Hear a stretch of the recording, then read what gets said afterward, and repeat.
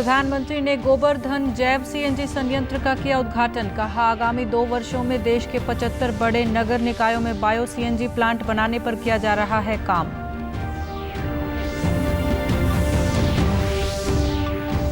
मुख्यमंत्री ने भाजपा संगठन के नेताओं और कार्यकर्ताओं के साथ की बैठक। कहा, प्रदेश सरकार शिक्षा, कृषि एवं किसान कल्याण सहित अन्य सभी क्षेत्रों और वर्गों के कल्याण के लिए प्रतिबद्ध।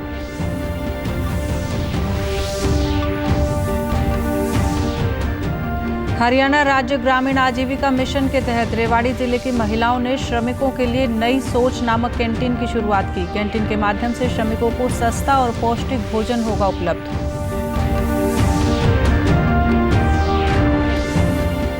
और प्रदेश में कोरोना रोधी टीकाकरण अभियान सुचारू रूप से जारी। सिरसा जिले में लगभग 78% पात्र किशोरों को लगाई जा चुकी है कोरोना रोधी टीके की पहली खुराक।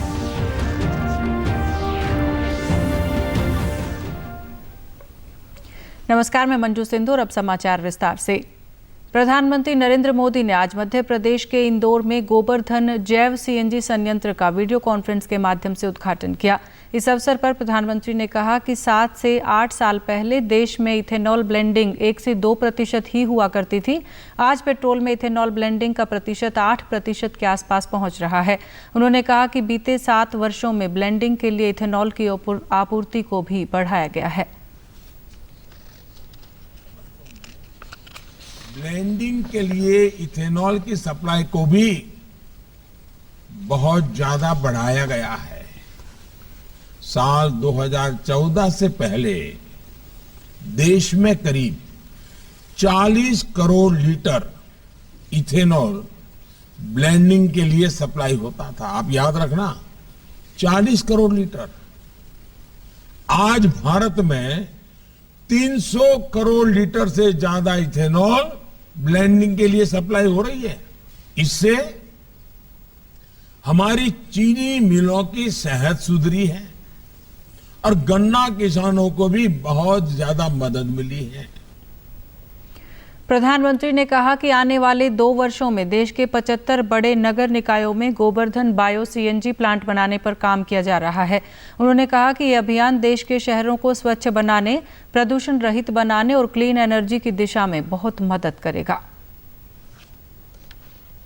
खुशी है कि आने वाले 2 वर्षों में देश के 75 बड़े नगर निकायों में इस प्रकार के गोवर्धन बायो सीएनजी प्लांट बनाने पर काम किया जा रहा है।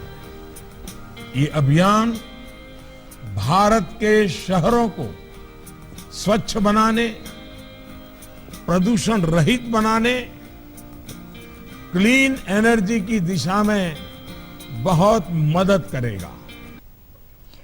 मुख्यमंत्री मनोहर लाल ने आज हरियाणा भवन नई दिल्ली में भाजपा संगठन के नेताओं और कार्यकर्ताओं से वर्चुअल बैठक की। इस अवसर पर मुख्यमंत्री ने कहा कि प्रदेश सरकार शिक्षा, कृषि एवं किसान कल्याण सहित अन्य सभी क्षेत्रों और वर्गों के कल्याण के लिए प्रतिबद्ध है। मुख्यमंत्री ने कहा कि सरकार द्वारा आम जन की जरूरत और सेवा के लिए काम किया जा रहा है। उन्होंने कहा कि आधुनिक हरियाणा के विजन को ध्यान में रखते हुए इस बार बजट पेश किया जाएगा, जिसमें आम जन से किए गए सभी वायदों को प्राथमिकता दी जाएगी। मुख्यमंत्री ने कहा कि प्रदेश सरकार हरियाणवी संस्कृति और पर्यटन के विकास के लिए भी निरंतर काम कर रही है।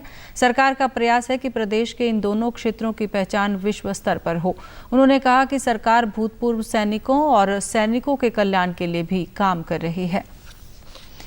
राज्यपाल बंडारू दत्तात्रेय ने आज गुरुग्राम जिले के सुल्तानपुर नेशनल पार्क का भ्रमण किया। राज्यपाल ने कहा कि प्रदेश सरकार नेचुरल फॉरेस्ट्री और ग्रीनरी को संतुलित ढंग से विकसित कर रही है।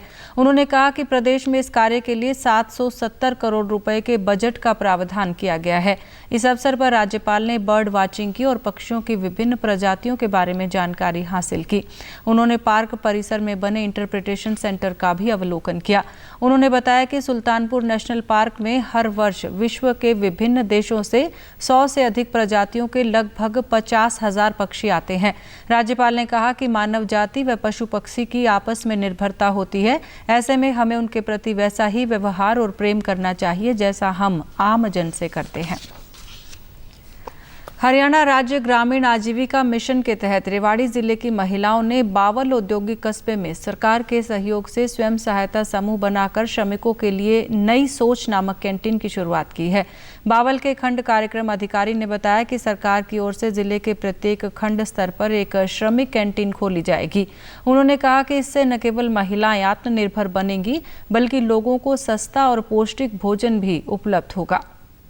बावल ब्लॉक में उनके द्वारा ये चलाई जा रही है। हमने यहाँ जो स्वयं सहायता समूह बनाए हैं उनके ऊपर एक क्लस्टर लेवल फेडरेशन होता है, उसके अंडर में ये चलाया जा रहा है महिलाओं के द्वारा। सर यहाँ पर कोशिश की जाती है कि नो प्रॉफिट नो लॉस पर जो मिनिमम कॉस्ट पर हम गरीब लोगों को जो भोजन दे सकते हैं, जैसे कि यहाँ थाली में मैं आपको बताऊँ कि 2 सब्जी, चावल, 4 चपाती कम से कम कीमत पे यहाँ दिया जा रहा है। जैसे 30 रुपये और 40 रुपये भी न्यूनतम मूल्य पर खाना रखा गया है। सरकार की तरफ से इनको फंड दिया जाता है।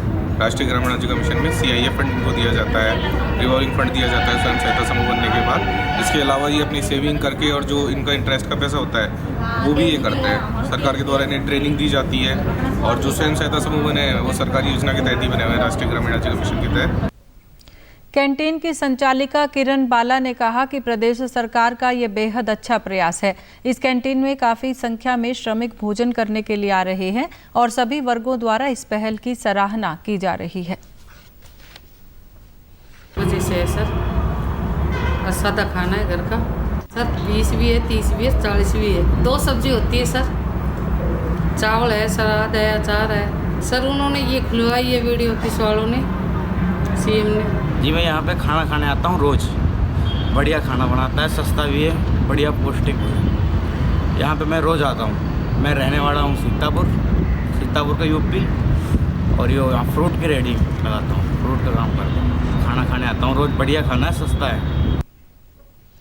भारत कोविड-19 के खिलाफ लड़ाई को मजबूत करने के लिए दुनिया का सबसे बड़ा टीकाकरण अभियान चला रहा है। केंद्रीय स्वास्थ्य और परिवार कल्याण मंत्रालय के मुताबिक राष्ट्रव्यापी टीकाकरण अभियान के तहत देश में अब तक कोविड रोधी टीकों की 175 करोड़ से अधिक खुराक दी जा चुकी हैं। वहीं पिछले 24 घंटों में कोविड के 22,000 से अधिक नए मामले सामने आए हैं और 60,000 से अधिक मरीज स्वस्थ हुए हैं। इससे स्वस्थ होने की दर 98.21% हो गई है। प्रदेश में भी कोरोना टीकाकरण का कार्य सुचारू रूप से जारी है। अब तक कोरोना रोधी टीके की 4 करोड़ 7 लाख से अधिक खुराक दी जा चुकी है। प्रदेश में कोविड से 9,62,000 से अधिक लोग स्वस्थ हो चुके हैं, जबकि 3,000 से अधिक मामले सक्रिय हैं। प्रदेश में कोरोना टीकाकरण अभियान सुचारू रूप से चल रहा है। सिरसा जिले के उप सिविल सर्जन डॉक्टर बुधराम ने बताया कि जिले में अब तक 18 वर्ष से अधिक आयु के लगभग 10 लाख लोगों को कोरोना रोधी टीके की पहली और 7,77,000 लोगों को दूसरी डोज लगाई जा चुकी है। उन्होंने बताया कि जिन लोगों ने अभी तक दूसरी डोज नहीं लगवाई है उन्हें भी टीकाकरण करवाने के लिए प्रेरित किया जा रहा है ताकि कोरोना संक्रमण की रफ्तार को रोका जा सके। उप सिविल सर्जन ने बताया कि इसके अतिरिक्त जिले में लगभग 78% पात्र किशोरों को भी कोरोना रोधी टीके की पहली खुराक दी जा चुकी है। कोरोना वैक्सीनेशन 18 प्लस से अधिक आयु के सभी लाभार्थियों को लग चुकी है। फर्स्ट डोज लगभग हमने 10 लाख लाभार्थियों को हम लगा चुके हैं और अपना टारगेट पूरा कर लिया है। इसके अतिरिक्त सेकेंड डोज हम 7,77,000 के करीब लाभार्थियों को लगा चुके हैं। हमारा वैक्सीनेशन का जो कार्य है, टीकाकरण का कार्य है, वो प्राथमिक स्वास्थ्य केंद्रों तक, ग्रामीण स्तर तक, अर्बन में सभी जगह नियमित रूप से चल रहा है। मेरी सभी लाभार्थियों से जो सेकंड डोज के अभी ड्यू हैं, जिनको भी सेकंड डोज लगनी है, उनसे ये निवेदन है कि वो जल्द से जल्द अपनी सेकंड डोज लगवाएं, क्योंकि इसी वैक्सीनेशन की वजह से ही हम कोरोना महामारी की इस 3rd वेव से बच सके हैं। टीकाकरण करवाने वाले लोगों ने कहा कि टीके की खुराक लेने से कोरोना संक्रमण से बचा जा सकता है। उन्होंने कहा कि सभी लोगों को इस अभियान में सहयोग देना चाहिए। आज मैंने सेकंड डोज लगवाई है। पहली डोज से भी मेरे को कोई दिक्कत नहीं आई वैक्सीन के अंदर, और ये हमारी सेफ्टी के लिए हुई है। और मेरा ये कहना है कि भी सभी वैक्सीन जरूर लगवाएं। मेरे को सेकंड डोज लगी है और ऐसी कोई दिक्कत नहीं है। वैक्सीन सभी को वैक्सीन लगानी चाहिए। अच्छा है, कोई किसी तरह की प्रॉब्लम नहीं है जी। मैंने सेकंड डोज लगवाई है जी। हम लोगों को बहुत अच्छा है जी, हर एक को लगवानी चाहिए जी। डीडी न्यूज़ हरियाणा पर देश और प्रदेश से जुड़ी खबरों को विस्तार से जानने के लिए आप हमारे साथ फेसबुक, ट्विटर और यूट्यूब के माध्यम से भी जुड़ सकते हैं। हमसे जुड़ने के लिए आप हमारे सोशल मीडिया हैंडल को भी फॉलो कर सकते हैं। अब आप अपने मोबाइल फ़ोन से QR कोड स्कैन कर हमारे यूट्यूब चैनल पर सीधे पहुंच सकते हैं। प्रधानमंत्री नरेंद्र मोदी ने किसानों की मदद करने के उद्देश्य से एक विशेष अभियान के तहत वीडियो कॉन्फ्रेंसिंग के माध्यम से कल भारत के विभिन्न शहरों और कस्बों में खेतों में कीटनाशकों का छिड़काव करने के लिए 100 किसान ड्रोन का उद्घाटन किया। प्रधानमंत्री ने कहा कि पहले ड्रोन के नाम से लगता था कि सेना से जुड़ी कोई व्यवस्था है या दुश्मनों से मुकाबला करने के उपयोग में काम आने वाली चीजें हैं। उन्होंने कहा कि ड्रोन अब 21वीं सदी की आधुनिक कृषि व्यवस्था की दिशा में एक नया अध्याय है। देश में जब ड्रोन का नाम लिया जाता था तो लगता था कि ये सेना से जुड़ी हुई कोई व्यवस्था है, ये दुश्मनों से मुकाबला करने के लिए उपयोग में आने वाली चीजें हैं, उसी दायरे में सोचा जाता था। लेकिन आज हम मानेसर में किसान ड्रोन सुविधाओं का उद्घाटन कर रहे हैं। ये 21वीं सदी की आधुनिक कृषि व्यवस्था की दिशा में एक नया अध्याय है। प्रधानमंत्री ने कहा कि ये शुरुआत ड्रोन सेक्टर के विकास में मील का पत्थर साबित होगी और इससे संभावनाओं का अनंत आसमान भी खुलेगा। उन्होंने कहा कि हम युवाओं की प्रतिभा पर भरोसा कर नई सोच के साथ आगे बढ़ें। मुझे विश्वास है ये शुरुआत न केवल ड्रोन सेक्टर के विकास में मील का पत्थर साबित होगी, बल्कि इसमें संभावनाओं का एक अनंत आकाश भी खुलेगा। उप मुख्यमंत्री दुष्यंत चौटाला ने कल Bahadurgarh chambers of commerce and industries और फुटवियर पार्क एसोसिएशन के प्रतिनिधियों से चर्चा की। इस अवसर पर उन्होंने फुटवियर डिजाइन इंस्टीट्यूट परिसर का भी दौरा किया। उप मुख्यमंत्री ने कहा कि प्रदेश में उद्योग और उद्योगपतियों को किसी भी तरह की समस्या नहीं आने दी जाएगी। उन्होंने कहा कि स्थानीय युवाओं को रोजगार देने के अधिनियम में उद्योगपतियों की मांग का पूरा ध्यान रखा गया है। कि हम 500 से 600 एकड़ जो हमारा रोहतक का IMT उसके अंदर फुटवेयर क्लस्टर के लिए ईयरमार्क कर सकते हैं, अगर सबकी सहमति हो। सारी एसोसिएशन अपना एक्सप्रेशन ऑफ इंटरेस्ट हमें देने का काम करे, क्योंकि जिस तरीके से नॉन लेदर फुटवेयर में इंडिया ने अपनी छाप बनाई, ख़ास तौर पर उसका भी 70% हिस्सा हरियाणा ने लिया है। हमारे लिए तो एक बहुत लेबर इंटेंसिव कार्य है और मिलकर हरियाणा प्रदेश के जो हमारे टेक्निकल इंस्टीट्यूट्स हैं, चाहे वो पॉलिटेक्निक्स हों, चाहे वो हमारे इंजीनियरिंग कॉलेजेस हों और साथ में ITIs हों, उनके साथ भी इनकी एसोसिएशन का टाइप कराकर प्राथमिक तौर पर जो 3 ज़िले हमारे साथ लगते हैं उनके ITIs के अंदर इक्विपमेंट इनकी मदद से लेटेस्ट हम पहुँचाएँ, जिससे फुटवेयर डिमांड, फुटवेयर मैन्युफैक्चरिंग की जो डिमांड है उसके अंदर लेबर प्रॉपर्ली मिलता है। और अब अंत में इस बुलेटिन के मुख्य समाचार एक बार फिर। प्रधानमंत्री ने गोवर्धन जैव CNG संयंत्र का किया उद्घाटन। कहा आगामी 2 वर्षों में देश के 75 बड़े नगर निकायों में बायो CNG प्लांट बनाने पर किया जा रहा है काम।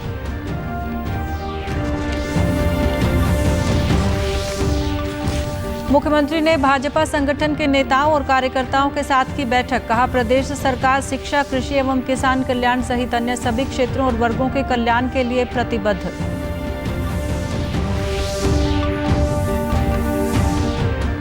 हरियाणा राज्य ग्रामीण आजीविका मिशन के तहत रेवाड़ी जिले की महिलाओं ने श्रमिकों के लिए नई सोच नामक कैंटीन की शुरुआत की। कैंटीन के माध्यम से श्रमिकों को सस्ता और पौष्टिक भोजन होगा उपलब्ध।